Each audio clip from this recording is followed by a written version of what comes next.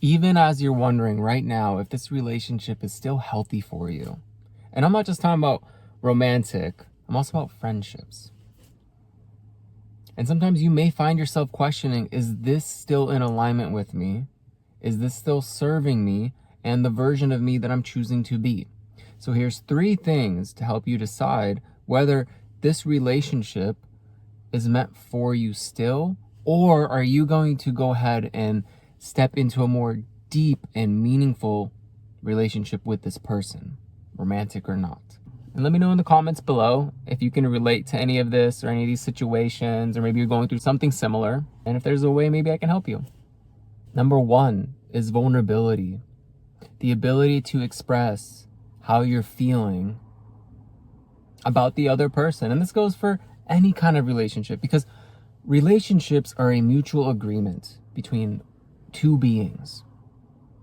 And there is a trust there, that I trust what you tell me is always going to be in alignment with who you're choosing to be. It's the truth. That's what anybody ever wants to hear, is the truth. So being vulnerable enough to express even the times when I'm going through something and I don't want to talk about it is way better than projecting onto the person that cares about you and freaking out. So if you have anybody projecting onto you after they clearly are, not doing well, and I recently had this happen. One of my friends was having some chaotic energy going on. I had to ask, like, hey, you good? And well, didn't really reply to me on that, except saying that he's okay, even though he just expressed a bunch of stuff to me, and then also kept introducing this chaotic energy, which made me uncomfortable. So I decided to distance myself and give some space. My point is, though, they didn't want to share vulnerably deeper on what's happening here, which is okay. However, I'm not gonna get into that drama, is what I mean. So that's just an example. I know it's very bland. I'm not very comfortable talking about it as the example. Maybe not the best example. However, I knew when to give this person space. And now I'm also deciding, like, am I going to want this in my life? This dramatic energy? Because the real question is, am I feeling more peace in the relationship, or am I going to have more peace without it? That's the question you should be asking yourself, and being vulnerable enough to express to your friends what the heck is actually going on versus ignoring it or dismissing it, and after just sharing some stuff and then projecting onto you, which happened to me, and then have the dynamic be all weird. Like this is where I asked myself, I don't think this is an alignment for me. So you may find yourself asking, do you want to be in this chaotic energy, or would you rather be in peace? Okay. And being vulnerable enough to express how you're feeling is so very important, including you being able to express, hey, I don't like this chaotic energy. It's not comfortable for me. Set the boundary. Okay. So that's number 1, being vulnerable, because it's about trust. And I know even for me, I no longer can entertain those who don't want to be in alignment with the highest version of themselves and the most authentic version of themselves, so they can freely express their truth, because I've stepped into that. And every day I get deeper and deeper into being more authentic and more truthful with who I am, because I can't keep living my life in a way that is confining to social conditioning or whatever. And I want to be around people who are on the same path as me, not people from like 5 years ago who, like, just think about money all the time or whatever. Like, I want people that are in this spiritual awakening, awareness of themselves, alignment. They're creating stuff, to serve others in a deep and meaningful way. And I want to rendezvous with those. Okay, so just an example on my own personal journey with number 1. So I'm making this video. Number 2.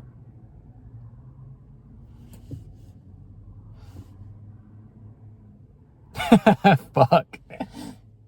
Number 2. You want friends who are going to tell you the truth, even when it's going to be a hard pill to swallow. Why? Because your friends know who you are and the version of you that you want to be. They know like your goals. You be sharing with them things that are important to you, and they know that when you're falling off track, that they can help hold you accountable. Because if they can't tell you that, you're in a relationship with someone who's toxic and abusive, and they're just going to sit there on the sidelines, maybe they don't know how to express it. Maybe they're dealing with it themselves. Maybe they don't know how to help, which is okay. However, you want someone who's going to tell you the truth, because even with your own behavior, even if you're acting out of line or that wasn't okay, how you talk to that person, because real friends aren't going to deny you the opportunity for you to grow. They really do have your best interest at hand. They do want to see you become the version of you that you've expressed a million times to them. Okay? They want to be there for you to see you shine. And I had a situation where back when I was people pleasing and whatnot, and I started pulling away my energy, I became a problem to those who couldn't receive my energy or my benefit, because I started pulling away and I wanted time. And I even said, I'm going through a spiritual awakening. I'm cocooning myself. I need to figure things out. And instead they just looked at me and told me like, oh, you have health problems. Like maybe you should go see a psychiatrist or whatever. They're like, you should see a therapist daily or something. Like, like you have all these problems, get blood work done. And they're trying to like make me believe there's something wrong with me. And it's like, no, I literally am doing so much work. And like, I have a psychologist. Like I've had a psychologist and I'm doing all this work. They didn't know I'm seeing a psychologist.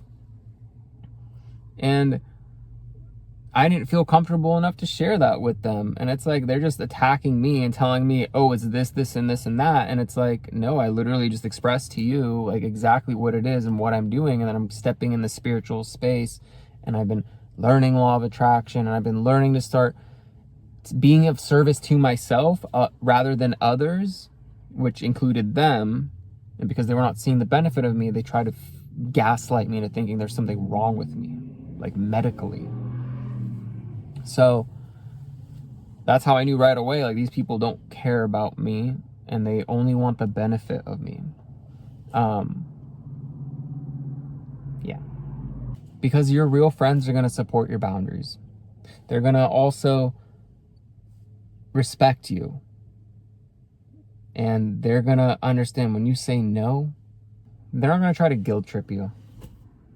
And one time I told somebody, for the first time ever when I started servicing myself, someone who I thought was very close to me, I told them, no, I'm not going to help you with this because I'm busy. I'm working on art. I'm doing things.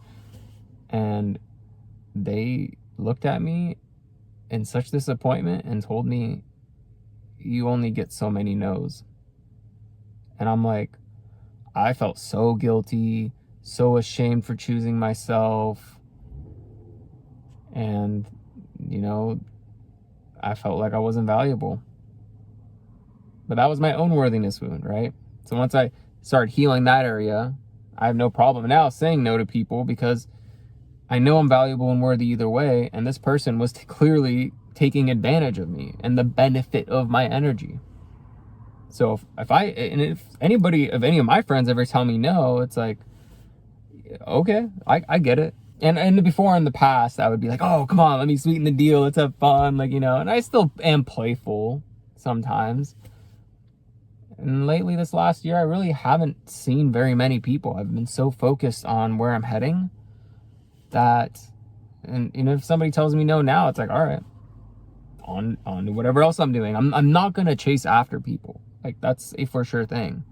And number 3, your friends are always going to support you in whatever endeavor you choose that you want to go towards. They're not going to talk down to you or tell you like negative things that's going to be unsupportive. They may help you rationalize things, but your friends are here to believe in you. And friends who are on the similar journey as yourself, because you're on the same serving path to be in line with each other, to go to the next step, because you're holding hands on that next step on your journey home. They're not here to bring you down. They're here to uplift you. They're not here to get jealous if you get like the nice car, and like, you know, like they should be excited for you and happy and congratulating you. And I found myself surrounded by people in my past and I've always had older friends, and I'm talking like 10 years, 8, 10, 20-year older friends. And some of them, they acted like my friends, and I found out that really they were just jealous of my achievements and where I was heading. Like they were actually trying to bring me down, and I realized they weren't my friends. It took a little bit of time, again, once I stopped people pleasing and started pulling my energy back. And you know what? I started aligning myself with people who do support me. And I have a very small selective group of that, and I'm grateful for it. However, the real support comes from within. It's also recognizing, like, with 1, 2, and 3, all these things is recognizing, like, are these people in alignment for me? Are they serving my greater purpose? Are they heading the same way I'm going? And not that, like, they're horrible people or anything. It's just they're not in alignment for me and where I'm heading. And if I stay here, it's only going to stop me from where I want to be. I want to surround myself with people that are in that space and where I can learn from. My point of this video is start recognizing, like, who your real friends are and who aren't your real friends, or who's going to be a healthy romantic partner for you. Because even romantic partners, lovers, that's why they call it falling in love, because you just fall into it. It's unexpected. Usually they end up being your best friend, because you want to be in love with your best friend, someone to hold hands with on your journey home, that you adore gracefully and love and cherish for a long time. I've given away so much of my time, my energy. I wear my heart on my sleeve, and I just give all this unconditional love and energy out. I had to start learning how to protect it. And I realized I need to close down the Vency unconditional love stand. You know, like a lemonade stand. It's the unconditional love stand, where I'm pouring all of this energy into empty cups who I can never fill up.